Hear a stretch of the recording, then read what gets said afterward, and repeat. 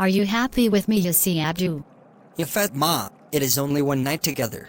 You may ask me this question after several months or years. But I can tell that the last night was great for 3 reasons. What these 3 reasons are, you see, Abdou? There are 4 reasons, not 3. The first is that you do not snort during you sleep. The second is the delicious dinner you served. The third is how nicely we spent the night at a Matla El Fagr. And the fourth is how comprehensively you did cover the straight-line depreciation method. I am happy with your feelings about the last night, and I promise you to do everything possible to make you happy. In this nice scene and nice weather, I wish I could to buy you a huge coney of high-quality ice cream, but no sellers in this place. I will buy it from the market near our home. Now, I would like you to talk about any of the other depreciation methods. This evening, I will talk about usage-centered activity method, which calculates depreciation as a function of an asset's use rather than the time it has been held. Precisely, I will talk about the units of output depreciation method. This method attempts to match depreciation of an asset with the level of service it provides. It allocates an asset's cost based on production. As production varies, so will the depreciation expense. How to calculate an asset's periodic depreciation expense using the units of output method? Under the units of output method, the periodic depreciation expense equals the asset's depreciable base multiplied by units produced during the current period, divided by the estimated total lifetime units. As you know, I always need an example so that the theory can be matched with the practice. Okay, assume that Al-Haj Soso & Sons Company, the competitor of Al-Mualim Sardina Kawabish El Abini, purchased a robot with expected useful life of 5 years. The historical cost is $1 million and its salvage value is $100,000.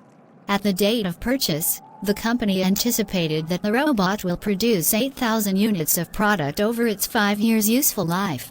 In actuality, the robot produced the following: 2,300 units in year 1, represent 28.75% of total production.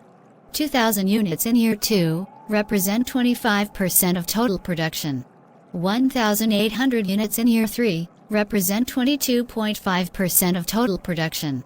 1,200 units in year 4, represent 15% of total production, and finally 700 units in year 5, represent 8.75% of total production.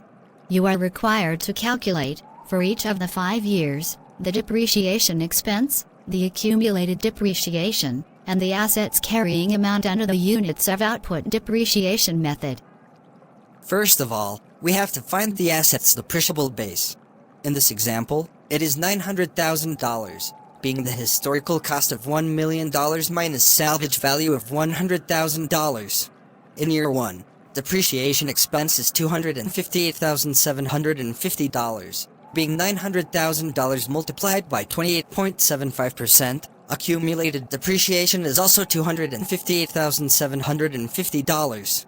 The asset's carrying amount is $741,250, being the historical cost of $1 million minus $258,750, the accumulated depreciation.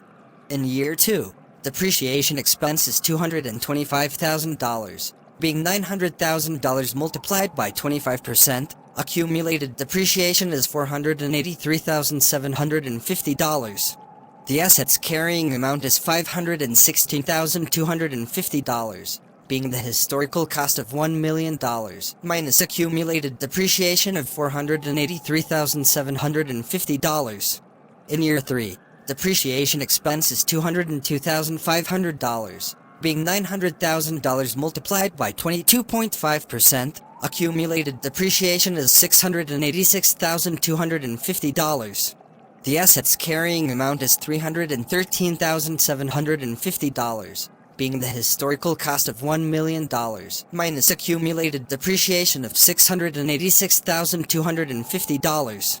In year 4, depreciation expense is $135,000, being $900,000 multiplied by 15%. Accumulated depreciation is $821,250.